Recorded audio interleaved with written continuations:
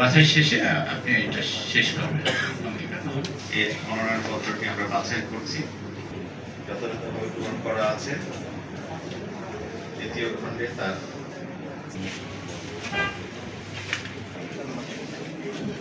সবুর খান গাজী তার প্রস্তাব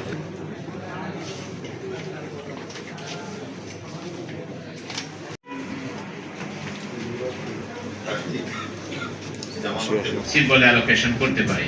বেশি সময় লাগবে না, যেহেতু পলিটিক্যাল পার্টি বেশি। ব্যক্তিগত তথ্যাদি টানা তৃতীয়বার অর্জন করেছে দেশের সেরা সুপার ব্র্যান্ড স্বীকৃতি বসুন্ধরা টিস্যু। বাগেরহাট জেলার 4টি আসনে আমরা 32টি মনোনয়নপত্র পেয়েছিলাম। আজকে এই মনোনয়ন বাছাইয়ের চূড়ান্ত দিন ধার্য ছিল। আমরা বাগেরহাট 1 আসনে 11টি মনোনয়ন পত্রের মধ্যে আমরা 3টি মনোনয়ন আমরা বাতিল বলে ঘোষণা করেছি। এই বাতিলকৃত মনোনয়ন প্রথম এস.এ. মুশফিকুর রহমান স্বতন্ত্র, সম গোলাম সরোয়ার জাতীয় পার্টি এবং জনাব মুজিবুর রহমান শামীম তিনি ইসলামী আন্দোলন বাংলাদেশ, এই 3 জনের মনোনয়ন গ্রহণ না করে এটি বাতিল করা হয়েছে।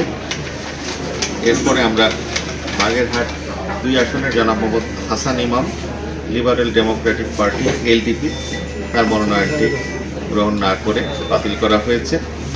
এবং সর্বশেষ আমাদের বাগেরহাট 4 আসনের জনাব কাজী খায়রুজ্জামান শিপন স্বতন্ত্র প্রার্থী, তার মনোনয়নপত্রটি আমাদের গণপ্রতিনিধিত্ব আদেশ 1972-এর 14 নম্বর আর্টিকেলের আদেশ বলে এটি আমরা গ্রহণ না করে এটি আমরা বাতিল ঘোষণা করছি। অর্থাৎ আমাদের মোট 32টি মনোনয়নপত্রের মধ্যে আমরা 5টি মনোনয়নপত্রকে আমরা বাতিল করেছি।